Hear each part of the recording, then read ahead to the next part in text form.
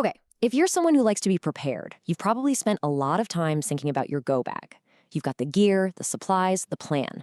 But what about the single most important piece of survival gear you have? The one you can't pack, the one that's right between your ears. That's what we're digging into today. So let me ask you a question right out of the gate. When it all goes sideways, I mean a real crisis, a disaster, or even just one of those profoundly awful days, what's the very first thing to break? Is it your top-of-the-line, meticulously chosen gear, or is it your nerve? We spend so much time and energy getting our physical world ready, but the real weak point, the one that can bring the whole house of cards down, is almost always our own mind. And here it is. This is the central paradox we're going to unpack. It's an ancient idea, but it's as true today as it was thousands of years ago. It's not the event itself that makes us suffer. Nope.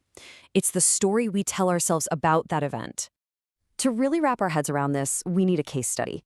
And there is no better, no more extreme example of mental toughness than a man named Epictetus. And I want you to forget the image of some philosopher in a toga. Think of him as the ultimate survivor. I mean, look at this life. It was just brutal from the start. Born a slave. His name literally means acquired. As if he were an object. His master, in a fit of rage, permanently broke his leg, leaving him with a limp for the rest of his life. And yet, this same man went on to become one of the most respected and influential teachers in the entire Roman Empire. How is that even possible? Well, the story of how his leg was broken is chilling. As his master was twisting his leg, apparently trying to make a point, Epictetus didn't scream or beg. He just looked at him and said calmly, "You're going to break it." And when the bone snapped, he didn't cry out. He just said, "See, I told you it would break." That kind of detachment, that level of internal control, it's almost hard to believe. So here's the secret. This was his superpower. Epictetus realized that while he couldn't control his body, his freedom, or his master, he had absolute command over one thing: his choices, his judgments, his will. He called it his prohairesis, his inner citadel. It was the one fortress no one could ever conquer.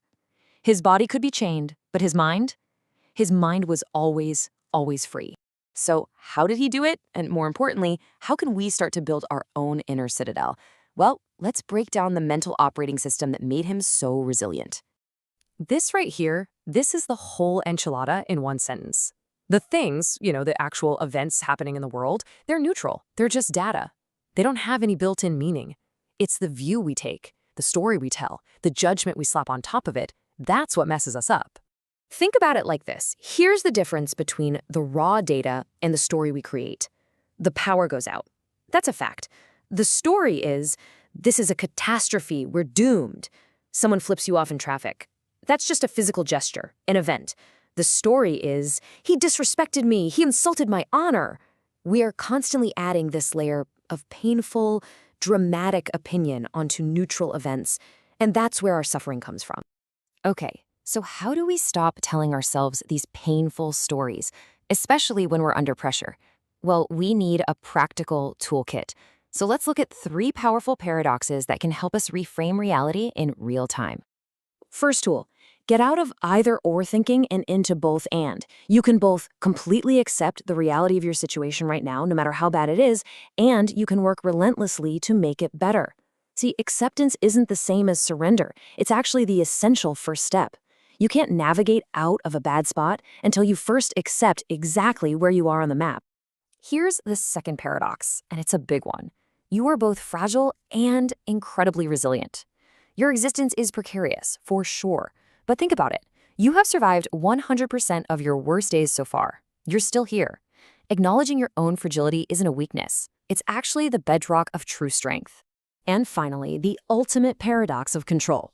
Let's be honest, you have zero control over most external things. The economy, the weather, what other people do or say, none of it. But, and this is a huge but, you have total 100% control over how you respond, how you label it. That is your kingdom. That is where your true power lies. And that is where you should be focusing all your energy. Look, theory is great, but it's pretty useless if you don't practice it. So let's wrap this all up with a simple, actionable mental drill you can start doing the moment this is over. This is about building that resilience muscle. So the next time you feel that surge of anger or panic or frustration, just pause. Do 2 things. Step 1, Isolate the event, what actually, factually happened. Look at it like a scientist observing data. Step 2, strip away all your adjectives, all your opinions. The fact is, my flight is delayed. The story is, this is a total nightmare and my whole trip is ruined. Just drop the story. Deal with the fact. You're a person in a chair waiting. It's not fun, but it doesn't have to be a catastrophe. So here's the real takeaway. You are holding the pen. External events are just the writing prompts. You are the one who writes the story of your life. So are you going to write chapters that make you the victim of your circumstances? Or are you going to be the hero who rises above them? As Epictetus showed us, that choice is always and only yours.